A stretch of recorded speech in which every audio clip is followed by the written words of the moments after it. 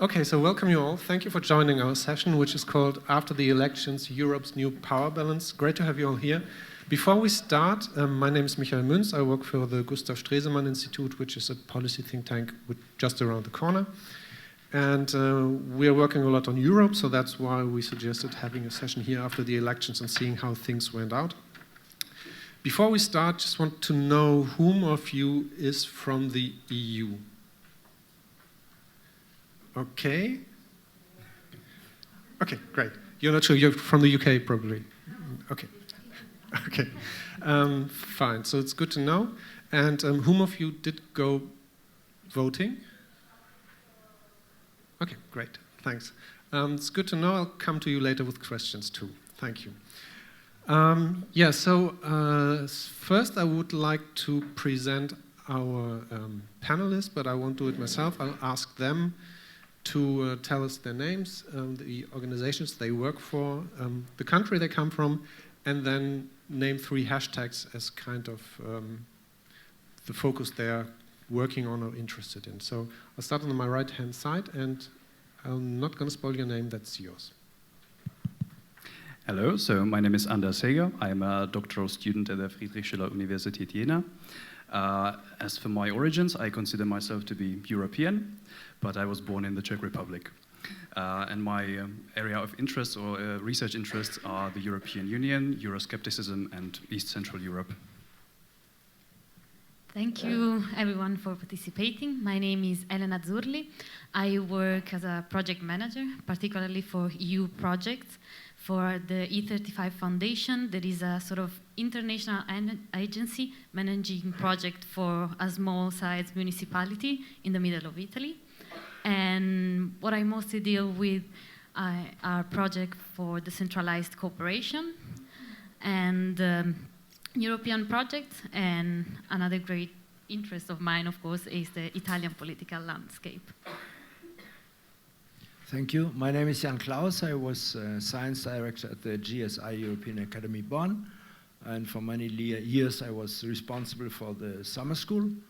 And I'm glad to be here with former participants of the summer school. And I think we have a good European average from north to south and from east to west. Thank you. Yeah, hello, my name is Jeannot Fritschen. I'm a German PhD student at University College Dublin. And my research focus is on, well, actually the First World War, but also on the European history of violence. And my other interests are in particularly foreign policy and also security. Yeah. Okay. Great, thanks. So the plan for the next, let's say, 45 minutes is kind of reflect on the elections, what happened, especially with the focus on the countries or birth countries, if you consider yourself European. To discuss what happened. Was this a turning point? If so, yes. Why? And if not, why not? And let's say like about 3:10, 3:15 latest, I would also like to invite you to suggest or pose questions to our panelists or bring in your own view. If, I might even ask you questions before, and so please stay aware and don't fall asleep. Thank you. Well, the first thing, of course, is I want to know from you is whether you were surprised by the results of the elections. As a short introduction to those who've come here from other countries, the results were a bit surprising, I'd say, because it didn't turn out as worse in Germany as we thought it would. And there was a bit of turmoil, especially from young voters and influencers and YouTubers, so that was the situation right here. Elena, just to get you talking a bit into the discussion, what was it like in Italy? What struck you most? And please let us know what you think about the election in Italy. Okay, maybe not all of you know how was the outcome of the elections in Italy. So the biggest party who gathered most seats in the EU Parliament is the Lega, or formerly called League of the North. Let's say that from an Italian perspective, we were a bit expecting what happened. The League of the North, the League is currently at the government in Italy since 2 years, together with the Five Star Movement. And so let's say that they started the campaign for the EU election exactly the day they started to govern in Italy. So the result of the outcome for the EU election is due also to 2 years of campaigns that they did. And let's say that we didn't expect the fall of the five-star movement. If we think about the result that they gathered 2 years ago at the national election, they reached more or less 33% of votes, while they fell at the EU election to 11%. And on the contrary, the League of the North, they far increased their votes and reached the 35%. Well, they were starting 2 years ago from a voting that was equating 12%. So let's say that their two situations switched. And of course, their campaign was quite eurosceptical, as you may know. In March, Mr. Salvini, who is the president of the League of the North, and who is currently the Minister of Internal Affairs in Italy, he gathered in Milan Miss Marine Le Pen and several representatives of, let's say, Eurosceptic parties, also parties that have quite extreme views concerning like the immigration situation both in Italy and in the rest of Europe. So let's say that personally, I'm not very satisfied for what happened. In Italy, there were also quite expectations concerning this sort of green wave that was more evident in Germany than in other countries, and that obtained very good result also at the EU level. So we had expectation concerning that also in Italy, but unfortunately the Greens, and in general all those parties that had, or movements that had quite a progressive view or quite an EU-friendly view, and who had an interest also on climate change topics, on sustainability issues, most of them didn't manage even to pass the threshold that is 3% for the EU election in Italy to get seats. So yes, that's the situation. And also more traditional parties belonging to the EPP family and to the S&D family at EU level, they extremely lowered their percentage, both respective to national election 2 years ago and to the past EU election in 2014. And also we lowered, unfortunately, the turnout. This year was about 55% of voters in Italy, while in 2014 was 65%. So that's also a matter that we should think about in the future. Thank you. Jeannot, you live in Ireland, as far as I know. Should be on, just start talking. Okay. Yeah. Not currently, but I lived there and I moved back there in some time. Well, the Irish election was not that of a big surprise. I'm not talking as an expert for Irish politics, but as a foreign observer. Well, there is actually, and this is a peculiar thing about Ireland, I think, there is no coherent, strong anti-European movement in Ireland. Of course, you have some Euroscepticism within Fianna Fáil, which is one of the strongest parties there. However, there's nothing like the Front National or the AfD in Germany. And all the parties that you could say won the elections, Fine Gael, for example, is a pro-European party. It's a ruling party, and the Green Party, the Irish Green Party, had a very good result in these elections. And I'm actually not seeing a change here. Ireland, and that's probably the difference from Great Britain. Over the whole history, they knew that to be heard in the world, they needed friends, and they were always directed towards the continent, very much. And now more than ever, in the time of Brexit, I don't see this changing. And they are more inflicted by Brexit than any other European country, of course, other than the UK. Yeah, and I'm not seeing a difference there. There might be issues where the Irish people are critical about when it comes to EU policy, for example, in taxes or how the whole Brexit thing is going on, but I don't see there a problem yet, like in other states. Anders, what have you heard from your friends in the Czech Republic about the elections? There's an interesting thing. You mentioned before, and my colleagues as well, the term euroscepticism. I would like to open with that. What is euroscepticism, actually? Because I'll still come back to my question then. Oh yes, of course, Okay, of course. It's connected to it, because if you look at the party that won the election in the Czech Republic, it is a member of the fraction of ALDE in the European Parliament. ALDE is one of the most pro-integrationist, I would almost go as far as to say federalist, pro-federalist, definitely pro-introduction of the common currency in the entire European Parliament. And the party that won the election in the Czech Republic is part of this group in the European Parliament. That means on the first look, you would say, okay, fine, pro-European forces have done really well in the Czech Republic. However, when you look then on the national context, this party actually is strongly against the introduction of the euro. It is against further integration on the European level in certain areas, not in all of them. But are they Eurosceptic? Well, that is against the question, what is Euroscepticism? Do we understand Euroscepticism as, let's say, an ideology, the final goal of which is to abolish the entire project of European integration?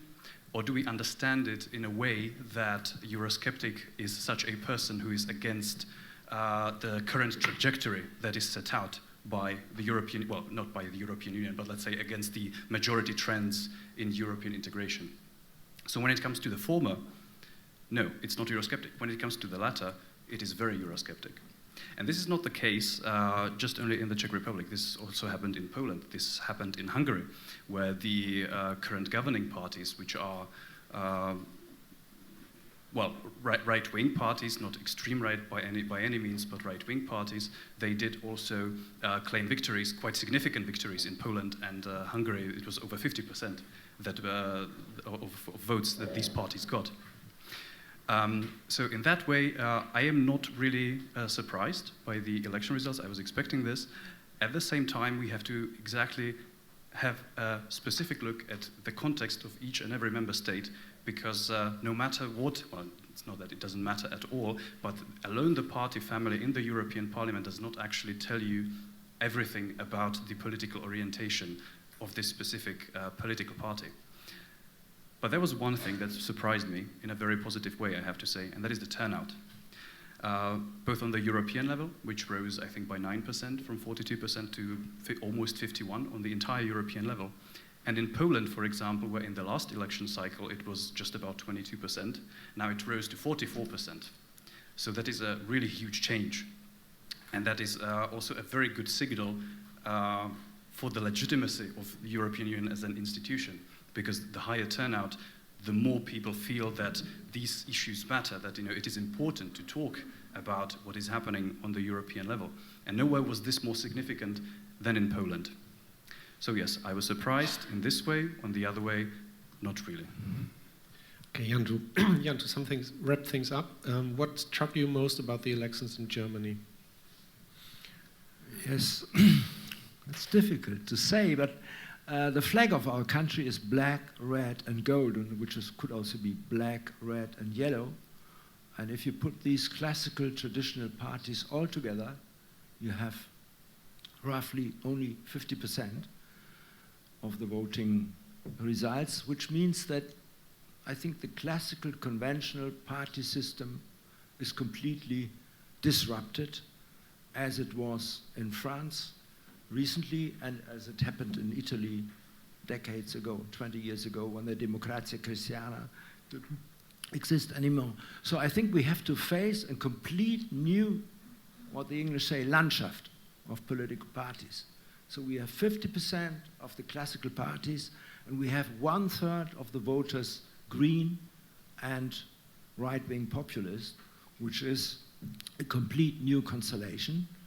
And I think the politicians, the established politicians, have to face this new situation and have to act and to react to the voters in front of the constitution of the new commission, of the new council. The council is steady, but of the new top figures in the commission, and the role of the parliament in future. I think it is a real challenge for most countries in Europe, and also in particular for our country, because my country, Germany, is, I think, has one of the biggest change ever in history of the Republic.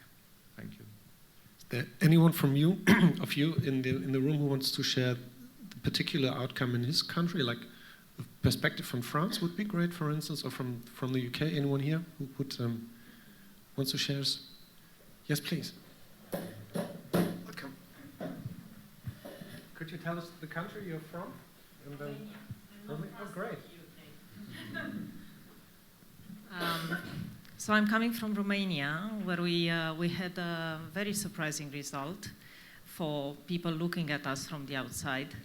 There has been constant turmoil in the past 2 years of rule of law and independence of the justice system. And this was the first vote that was available to the people. So when they went to vote, they thought less about Europe and more about national issues. And they basically brought up the opposition parties. The liberals have won with big numbers. I think they will get around 30% after redistribution. Then we have the Social Democrats, who have lost approximately 15% from the previous level. And then a newcomer, the Union Save Romania. They are not yet affiliated to one of the big European movements. But for us, that was a vote for change at internal level. I wanted to pick on a remark that was made earlier about European families. You know, you belong to ALDE, but internally you're completely different. And I think there's a lot of work to be done at European level. It's a mess, yeah? Ideologically, we suck. I mean, it doesn't matter what you call yourself. And in recent years, we have had discussions because of the crisis in Romania, in rule of law, with the Social Democrats and also with ALDE. ALDE has basically kicked out its partner in Romania from the ALDE movement. The Social Democrats are still playing with the idea of kicking out the Romanian Social Democrats. But that is just one thing that they're doing. I think the underlying problem is that ideologies in Europe are fainting, and it's really hard as a voter to know what you're voting for, really. Thank you. Yeah, thank you for your comments. I pick up the last one you said about the ideologies, and that ideologies might be fading. When I look at the results in Germany, for instance, I wouldn't agree on that, because I have the impression that ideology is becoming more and more important. Elena, in Italy, would you agree? Would you say that ideologies are fainting, or that people are getting even more politicized in the last few years? Pick up one of the microphones. I gave one away, sorry. I would say traditional ideologies might be fading, and there's new wave of, I don't know really if it's possible to call it ideology, but this feeling a bit of regret, of fear of the other, of let's say that what the Lega and other Eurosceptic parties of movement in Italy played on was the fact of saying there's a deficit of democracy in EU institution, and that is going top down to Italy.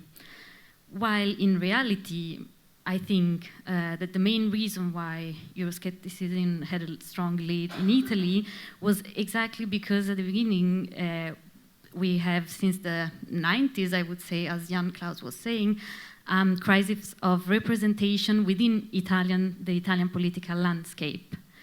And that was really easy for those new parties who in reality don't have many ideas about economic development, about institutional development, or regional reform in Italy. That is also a really important topic, to playing let's say, on topics that were more closer to the people, that were more emotional, let's say.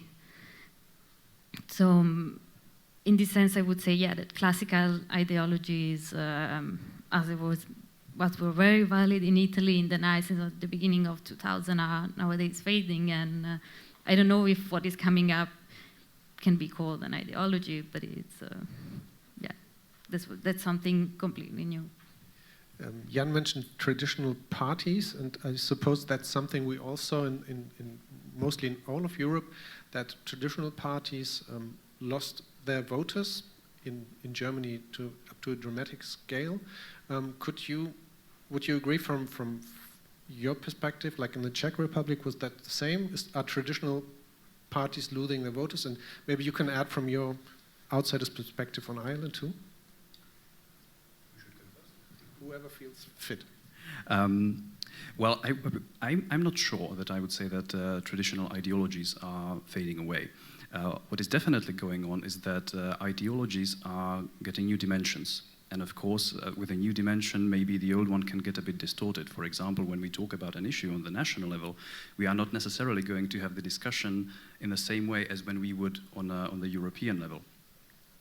And there are, of course, new ideologies coming forward every day, and there are ideologies that had already been there, that had not been as prominent, that are getting much more attention lately. For example, maybe the rise of the Greens in Germany in this direction could be one example. And this I think, points to, well, one of the things that this points in, as the contributor from Romania had said previously, that we need to have a really closer look when we talk about specific ideologies. What are we actually talking about? Because certain words, certain ideologies are understood in a bit different context depending on which national perspective we are looking at them. For example, let's say conservative in Germany might mean something different than from conservative in Hungary. The German CDU is a member of the European People's Party in the parliament. The Hungarian governing party of Viktor Orban, who has been accused of cracking down on the media and restricting some liberties in this way, his party is also a member of the same European group. And so conservative in Hungary means something different than conservative in Germany. And so before we talk about ideologies in this way, we have to really first not just say the name, but talk about the meaning behind what we are actually discussing at the moment. So in that way, I don't think ideologies are getting less significant, or some are maybe fading away, but different ideologies are coming back and forward all the time, and it also depends very much on the context. But thank you. Well, I also have a problem with the term of traditional ideologies, because what is traditional? You have a certain set of ideologies with a longer history, and you have a new set of ideology. And I think now it's actually the time for a comeback of ideologies, because in core, ideologies is what keeps states together. It's the narratives, it's the story we tell each other that forms this kind of bond between the people. And politicians from the moderate side, they have a problem. They are worried by the term of ideologies, but still you can have an ideology and still be reasonable. And in the time of the Cold War, you had firm believers in communism and firm believers in capitalism, and you could still reasonably argue with them. And I think what we need today is a kind of new European ideology, and that's what's currently lacking. Yeah, coming back to Michael's question concerning the classical spectrum of political parties, I think we did not lose any word about our big Western neighbor, France. And I think in France, the results of the European election show in an optimal way that the classical structures of conservative, socialist, and liberal does not work anymore. I think when you look on the results in France and you have the right wing and the the movement Macron together, they have the majority, but both do not fit, are not to be put into the classical spectrum, black, red, and yellow. I think there are big changes in many of those countries which we have not mentioned here up to now. Like, for example? France is the best example, and what about Spain? I mean, the socialists in Spain are rather strong, this is true, but there are many other movements in Spain which never existed before. And when you look to the Central European states, I think, as Anders said already, the naming of a party or the belonging of a party, like in Hungary to the conservatives, does not reflect the very contents of that party. So I think the classical colors anyway do not fit anymore. Well, I must admit that I was hoping that in our discussion we were kind of able of identifying a common denominator of what happened and for maybe the reasons why this happened. I was looking at the results from the different countries and who voted and age groups and stuff, and to be honest, I couldn't find a common denominator. It looked like me like every country had its specific context, like Romania was more like an internal election, Germany was more on climate change, Italy had already a history with the Lega and stuff. But is the conclusion then right that Europe is a mess at the moment? I mean, could you agree? Or is there still some kind of order in what we have right now? Please. So I wouldn't call it a mess. But definitely the national context is important. And if we look at the way European elections work, it is not a European election. It is indeed 28 national elections, because we do not have a European public sphere, per se. We do not have all that many media that are active on a truly European level. When you have national elections, you have the candidates from the leading parties discussing each other all the time. I think we had 3 or 4 debates of the candidates in the for the post of the European Commission president. That is not enough. And also, we have to realize that Europe, per se, as a European Union, I mean now, plays a different role, or is important to a different context in each and every member state. For example, in Germany, if you watch the news, almost every day there will be some European topic discussed. If you go, for example, to my home country, not at all. If there is any talk about the European Union in the Czech Republic, then it's usually restricted to a rather negative context. Like I don't know, there was this thing about the kind of fruit or vegetables that needs to have a certain shape in order to even be allowed at the markets. So this is, for example, the kind of thing that is discussed there. But what that means, also, when we look at the higher turnout, is that Europe, as one sphere or one additional level, is becoming more important across the member states.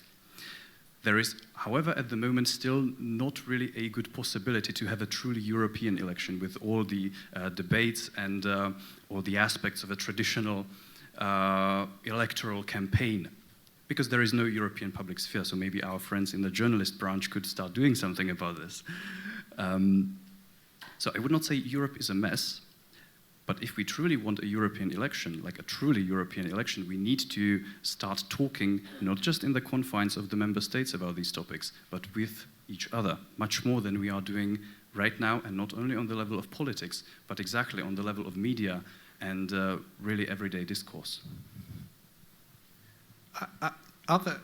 Who of you is journalists? Is a journalist? Okay. Which country are you from? Macedonia. Okay. How many European topics do you have in your media outlet every day? We have. Okay.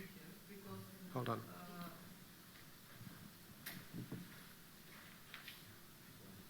My name is Jana Božinovska. I'm coming from Macedonia, so not EU, but I pretend to be EU, since the country is for 15 years country candidate. And after all developments in the country and in the region last years, we thought that this could be our year to move forward, to make some steps forward to EU. But these elections are not giving us so optimism, because things are changing in Europe, and we cover European issues because we are interested in it, because we plan to start these first steps, so everything is important.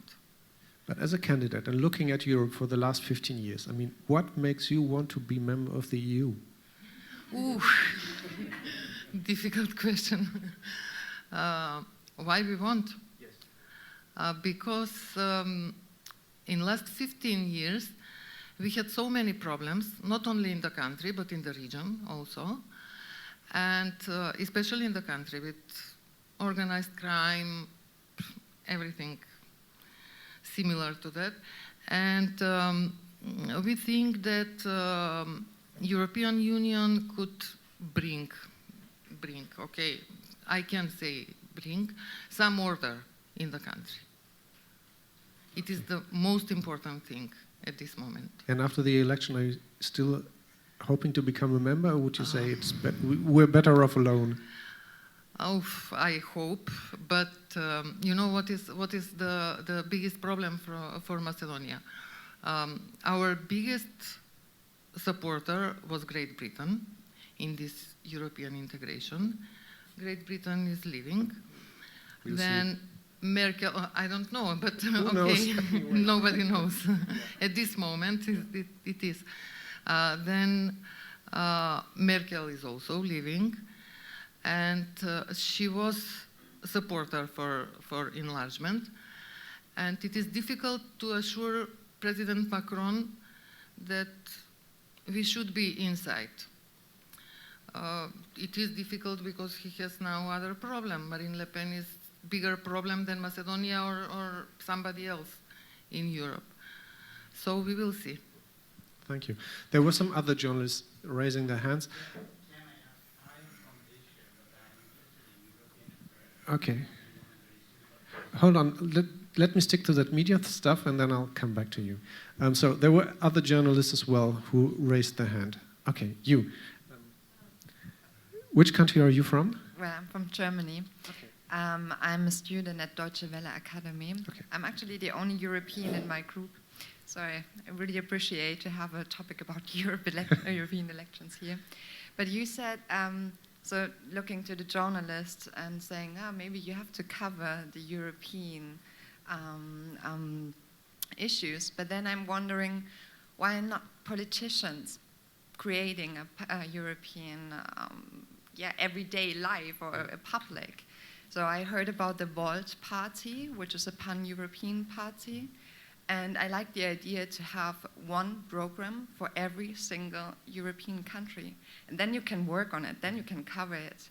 But in Germany, who is really interested, just a normal citizen, who is interested in politics in several countries? They don't even know it, you know.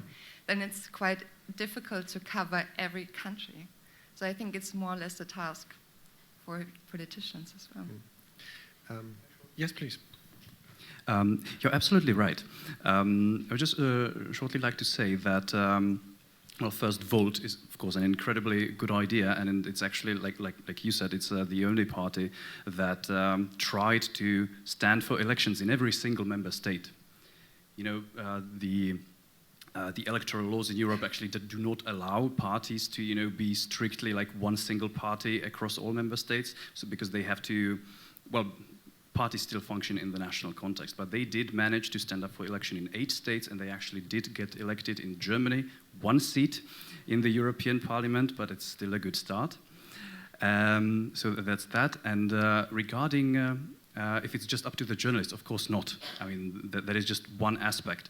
And I mean, what do journalists, among others, what do they report on? It is, of course, also the matters that the people are interested in, what is important to them. As a political scientist, I have read a couple of studies that point to the direction of most people being interested in the questions of social policies, of retirement policies, of national defense, for example. And of course, these are areas or policy areas where the European Union is not the organization with the last say. So of course, as long as these competencies remain in the national area, then the national state is of course going to be much more covered than a European level. At the same time, as we saw with the rise of the turnout to more than 50%, well, it was actually the first time ever that the turnout in the elections rose. I think people are starting to realize that the European level, it is also important. And one of the reasons for that is that since we have not had a proper civil society on the European level so far, then there actually has not been anyone really, rattling the boat and standing up for the European Union. But this has changed, or has slowly started to change in recent years, among others because of, for example, a fear of right-wing extremism. So people are also slowly starting to realize, and also the Brexit experience, of course, people are starting to realize that the European Union is not as irrelevant as it might have seemed until now. And of course, the national politicians should also play their role in this respect and, be honest about how important Europe actually is in the meantime. So yes, I absolutely agree with you. Jeannot, I'd like to know from you now, I mean, since we have no public sphere, and obviously media in Europe are covering more or less their national stories, there's only the structure of the EU, the instruments of the EU, the Commission and the Parliament right now trying to get Europe back into a unity. Looking at that task, what would you say would be the first 2 or 3 things that the Commission would have to tackle to get Europe back in a unity again? I think if I would know, I would be president of the council or of the commission. I think nobody knows, but your question's objective is also to, as far as I understood, to ask how could we strengthen the structures. Is that right? And due to the fact that there was a very high percentage of voters, I think the self-understanding of the European Parliament and its role in the future and its respect from the national governments will increase considerably.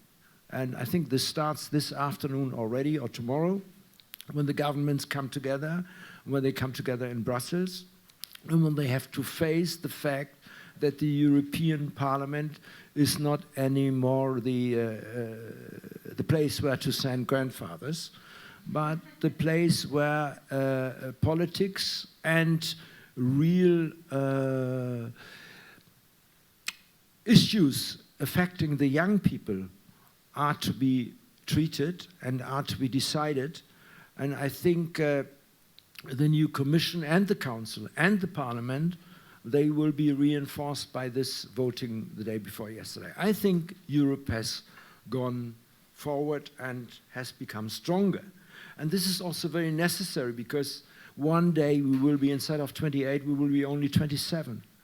And this structure of 27 has to be put together to continue with the successes. I mean, the big successes, most of you sitting in this room were born when these big successes were already in force.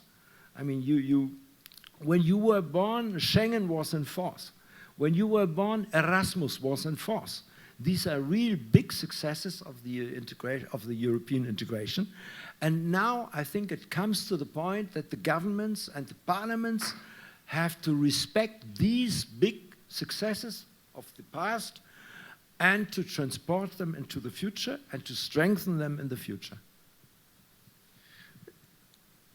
Were you about to have a comment? Because my next question would have come to you anyway. I just want to add something to this. It's absolutely right that we focus on the European institutions and the states. What can they do? What should they do? And what should the media do? However, I see that we're leaving some factor out, and this is the citizens factor. What I really miss is that we need more engagement by the European citizens themselves. At the end of the day, it's up to them how Europe will look like. I mean, it's easy to play the blame game and say it's the politicians, it's the media or whatever. At the end of the day, politics, it's only a mirror of the society, and it's up to the citizens at the end. And when I see, for example, Brexit, and when I see that some people at the end say, okay, we were deceived by our politicians, or we didn't know what we were voting for in the end, I really can't accept that, because it's up to the people of a modern society as Europe to inform themselves about their decisions. And I think we have to improve that. I don't know how to do that, but I mean, European citizens have to be more responsible with their political power. Yeah. But isn't the fact that the turnout has been higher than it has been before a signal that people are slowly understanding the power they have? I mean, that's a very good sign. It's a good start, but it shouldn't end here, because we are running out of time, to be honest. I don't see these elections as a real turning point, but who knows, maybe the next or the elections after the next elections, this could be a real turning point for Europe, when anti-European forces or anti-EU forces could get so strong that they will tear the entire construct apart. And I think people need really to wake up. And I mean, if you have the right and it's a duty and it's an honor to vote, and you have to go to the ballot box and you have to give up your vote, and there has to be a change in people's minds about that. Of course, you can't just change people's minds. That's the problem. But I think one big solution for that would be an improvement of European political education, and also, like I just said, an ideology. Since I work for an institute that works in political education, I just want to make sure that, let you know that I didn't write his text for this. Thank you anyways. Jan, I saw you nod, so you would agree that political education is something that we should focus on? Yeah. I'm only against the wording of political education, because we had a lot of political education in Eastern Europe from 1917 to 1989. So I would say civic education, but we speak about the same thing. It's just the wording.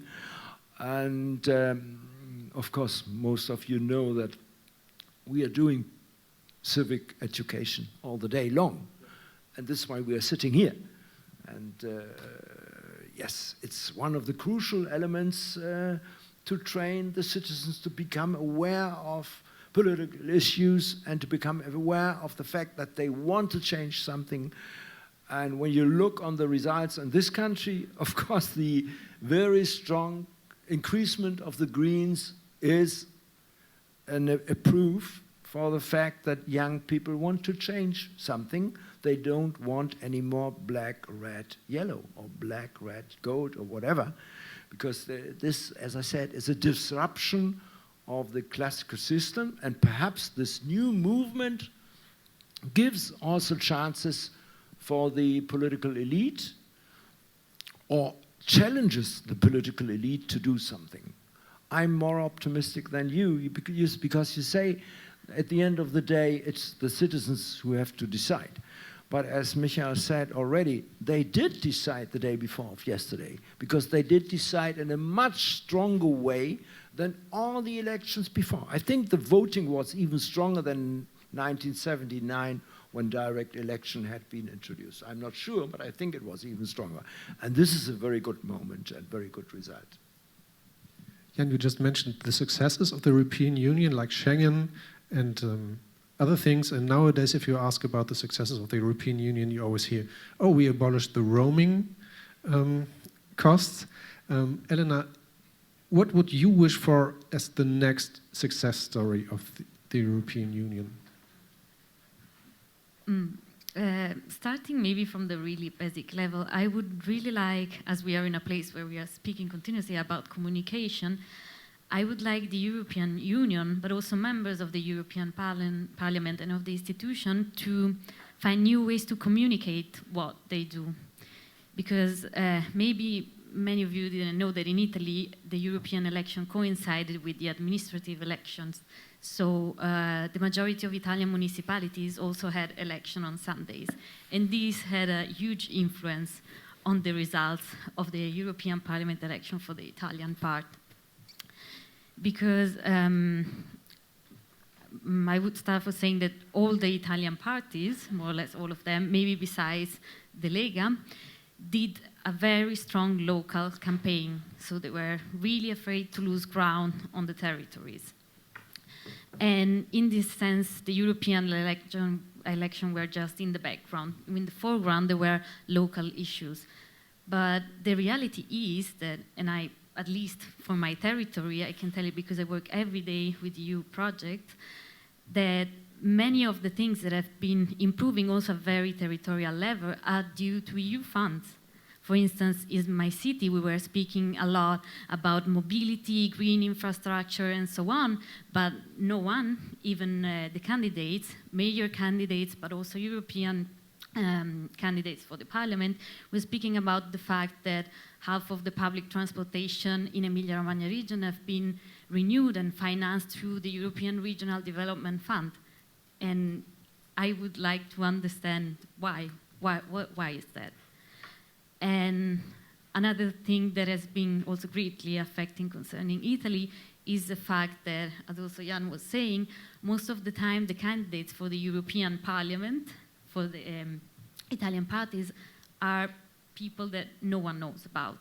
It seems like it's a sort of strategy always to pick up somehow people that didn't make it either at local, regional, or national level to enter either in municipality in regional councils or in the Italian parliament, and they're like, okay, we cannot waste time, okay, let's put it in a European list. And there's always, since at least 10 years, this systematic rush 2 or 3 days before the European election of people Googling who are their candidates for the European Parliament in their region of reference. We have the same, or we used to have the same in Germany. There's a saying which goes, hast du einen Opa, schick ihn nach Europa. So it's more or less the same, I suppose. It's a small consolation, but the point is that, yes, there's for sure a problem of civic education, a bit all over, and also in Italy, of course. And it's also a matter of explaining what big opportunity Europe has been, can be, and will be in the future for everyone, and for also citizens that are just worried about very simple everyday topics as how can I get my son to the school if I'm living in a very remote rural area and the school in my city has shut down. And in Italy, but maybe also in other countries, people think that this is not something that is relevant to the European Union, but it's really relevant. And so I think about communication, we have quite a big work to do, both from European institutions and European political members and representatives. Before I open the floor for the audience as well, and I haven't forgot your question. Hold on, I have Anders to ask for his wishes for the next European success story. I mean, everything that Elena said is, I could repeat that 100% and would agree with it. So I'll say maybe something a bit different. What would be nice, for example, also in the context of European elections, is if we could vote for candidates from other member states. Because, we talked before about ideologies. So maybe, a specific ideology, or maybe you like the program of a certain party that is, however, not represented in your own member state. So maybe you would like to vote for that party, but you just do not have the possibility because the European election system doesn't allow that. So maybe that would be a nice start. When it comes to another thing, we have already mentioned the Erasmus program. The Erasmus program has been continuously expanded. I think last year there was altogether 2 million people who profited in some way from the Erasmus program, not just as an exchange students, but also as trainees and other trainings. So it would be nice to expand that beyond your studies at the university. For example, to allow exchanges at the level of the secondary school, not necessarily for an entire half a year to go to a different member state, but at least to some extent there were nice initiatives from the European Commission, for example, to give, I think it might have actually already been done, to give 18-year-olds on their birthday like a European train ticket with which they could travel around Europe to get to know the other member states and people from across the Europe better. So I think the next nice success story would be exactly if we could grow more together, not on the level of politics necessarily, but exactly as people on the personal, communal level. Great, thank you. Please. Actually, those programs already exist, like Erasmus. No, but that's the point. You don't know why you don't know. I don't think that it's a problem only of his information in general. This is not really advertised. I mean, for instance, what I think 80% of the projects that my small foundation are managing are Erasmus traineeship for people aged from 14 to 18 years old. Like, mainly students from professional schools, so students that are studying either in hotelery or to become like skilled in informatics, to become skilled in the automotive sector that is really strong in my region. And I think that the political objective also of Erasmus in the first place is to show people, students, or also other people, that to learn and to show them what exists outside your country, how people are doing things differently or also in the same way in another context. And to have people from different nations speaking together, working together, doing things together. And this, I think, this political objective has been one of the most successful stories in ages, in all the history of the European Union. And why not so many people know about it, and why also so many Italian schools or Italian municipalities are not using those funds that are available, and a lot of time in Italy are underused. Like, for instance, we are are helping schools to join those Erasmus, let's say young Erasmus schemes from other regions that are not concerning our territory and the mandate of my municipality, simply because they come to us saying, I'm a city in Sicily or in Puglia, and I don't know how to access those funds because my region or my city are not taking care of it. So they exist, but they are highly underused. Great, thank you. Sorry, thank you for your patience. Sorry, I missed your initial presentation, but I have a very simple question. See, I'm from Asia, and I joined this forum. Many of my countries' participants are joining other programs. But what concerns us is the examples of Europe will be affecting other parts of the world also, because we used to talk a lot about European integration. We were saying that, once these countries fought each other in wars, but today they are becoming one party, and people were very euphoric about that. And now when Brexit happens, they are more concerned about, because Europe offered a very good example of integration, of groupism, and now there's a trend of isolationist approach in other parts of the world also.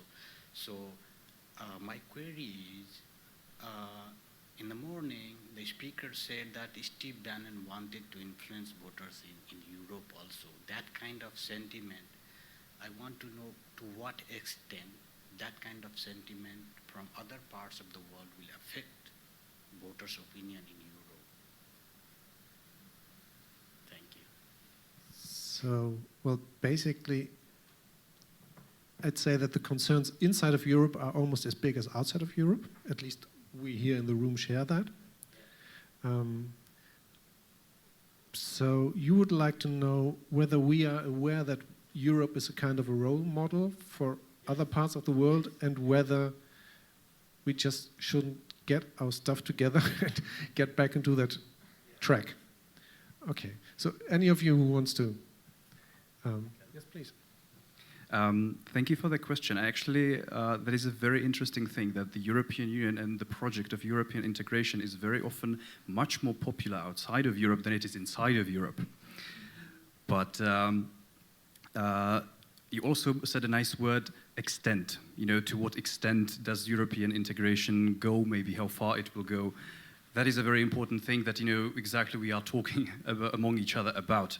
And one of the reasons the Brits chose to leave was exactly also a question of the extent. Because, I mean, the Brits have already had a love-hate relationship with the European Union, maybe more hate than love, or maybe, well, not hate, but let's say reservation.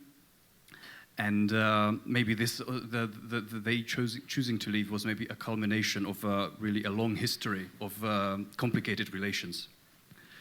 But when it comes to European integration itself, I do think that all of us, well, okay, in a democracy you can never get everyone to agree, but most of us agree that European integration is a good thing, but again, very important, to which extent. So I do not think that European Union is going to fall apart anytime soon, at least. But what we really have to talk about here is how far do we want to go in this project of integration.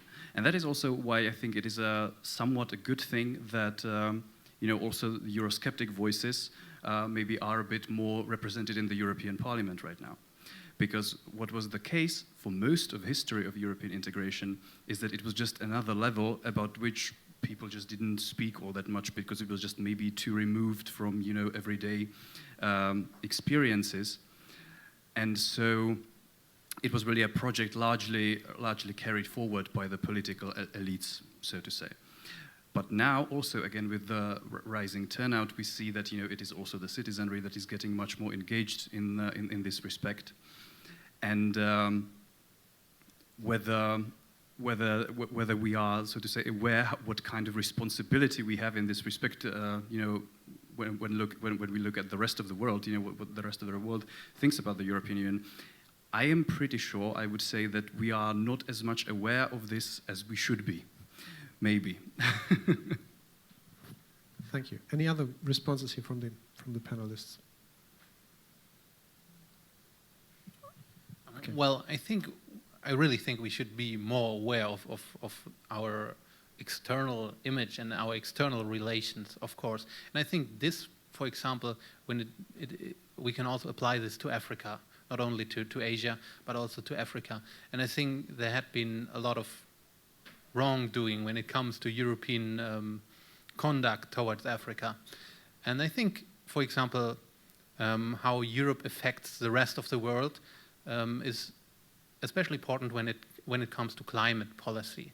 And I think this climate policy could become Europe's new narrative, if you want to say it this way. This could be Europe's success story of the future, and this could really improve our image and our awareness of the outer European world and how we are seen in countries in Africa or Asia. Yeah. Yes, Elena, please. I would maybe just add that it's maybe difficult to imagine how we are perceived as European Union from the outside, as long as we don't have a true common foreign policy besides the European High Representative. So, or also this is, I think, one of the challenges and one of the things that the future Commission should start really to work on.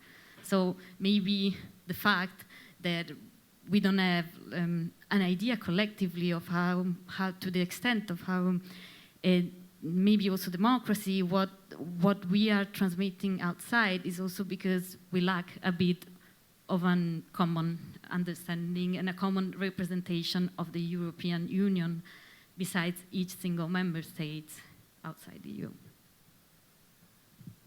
And I mean, these were already great closing words, but I still want to keep up my promise that there are still questions from the audience. So I saw you. I didn't put the question. Yes. Hold on a second. Sorry. What will happen with enlargement now? in terms of this new power balance. I know we don't know who will be in Commission, but there is some process which started. Serbia is negotiating, Montenegro, we are waiting, and what will happen with enlargement? Thank you. Jan, I think that's a question for you. I think, indeed, we are skeptical. The encouragement of what we call now New Macedonia, at that time it was Macedonia, Republic of Macedonia. North Macedonia. Yes, okay, North Macedonia, sorry, I was 10 years ago, it was very enthusiastic. And the same was valid for Montenegro and less for Serbia. But now the things have changed. Now Serbia is in first place and Montenegro and North Macedonia not in the first place. I cannot give you the right answer, because if I would know, people in Brussels would have known before me. And it might change when the new Commission comes. But you know this old dogma of the European Union, deepening or widening. And they're always the people who are more in favor of deepening are now, in these days, stronger than those who are in favor of widening. I think this is the fate. And it's very bad for your country, because as also for Turkey in 1962, we are always swinging with a banana in front of their mouth and saying, you will become a member. And now since 1963, when Turkey became associated member, we are now 60 years more advanced, and it's not a member.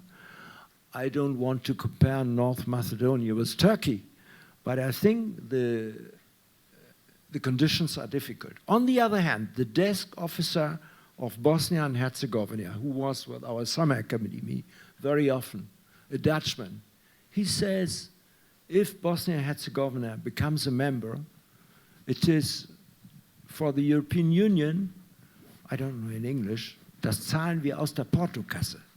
This is just from peanuts money to be paid. And I think the same might be valid for your country, because it's not such a big country.